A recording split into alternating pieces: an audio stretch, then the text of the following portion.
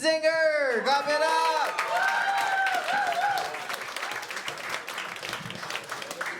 Hello, thank you. Clap it up for yourselves.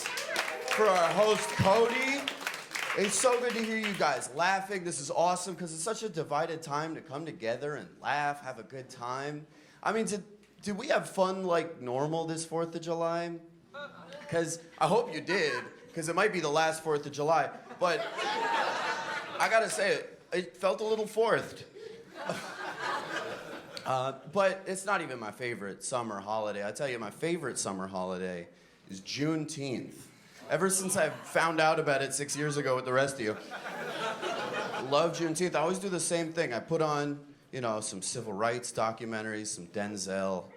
I sit my white ass down and I get really high. This year I smoked a whole Juneteenth. That's 3/5 of an eighth. And I'm gonna need some applause for this. I bought my Juneteenth from a Palestinian smoke shop. So I could take care of my white guilt and my Jewish guilt at the same time, Kill two birds and get stoned. And I found this place, I found this smoke shop because they had the big poster that said, "From the river to the sea," and they have dog shit weed. But I bought it, and I smoked it from the resin to the seeds. And it's not all bad. Were we watching the mayoral candidacy going on, the mayoral race? I was knocking doors for Zoran since December. Which means for like 6 months, I was getting called anti-Semitic by Italians. It was so exciting, and we got the win, right? We got the win. Which is amazing to see the power of transplants and gentrifiers coming together and saying, we have to stop us. I needed a win. I needed a win because my ex has been on social media saying I was toxic. She said I love bombed and I breadcrumbed her. Do we know these TikTok terms? Love bombing's when, right up front in a relationship, you, bomb them with a ton of love and affection, and then they get used to that, and then afterwards, breadcrumbing, you feed them little breadcrumbs of attention and affection to starve off of, waiting to get bombed again.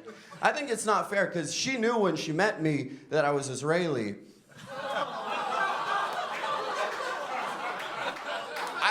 I think I'm breaking generational trends, right? This is just emotional bombing and starving, right? I only built emotional walls. I only bulldozed her arguments. But, no, I mean, you can't change where you're from. That's where you're from. My mom's American. She met my dad when he was in the military over there, and I was conceived via IDF. But I tell people, I try and hide it. I tell people I'm Irish, which is part true. I wish I wasn't from Israel.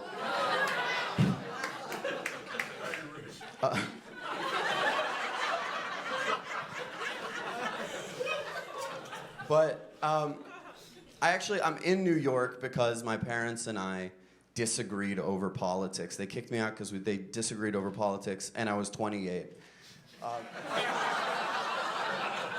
Which I thought was hypocritical because we were both going to the protests. They were just mad I was on the side that had all the people. They kicked me out.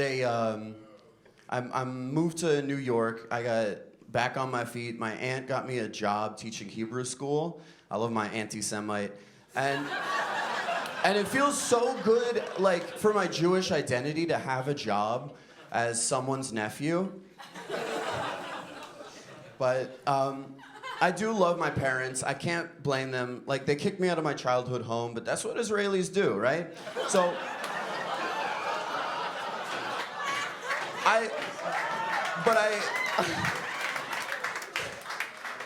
But I love them. They're my parents. They always will be. And we're starting to build bridges. We share a subscription service. You guys share subscription services with your parents, like a Netflix or a Brazzers?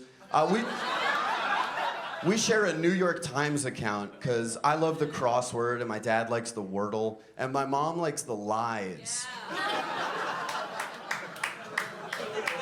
But no, genuinely, I'm gonna leave you on this. I want to say I love my parents no matter what, and I'm gonna visit them in The Hague. All right, y'all.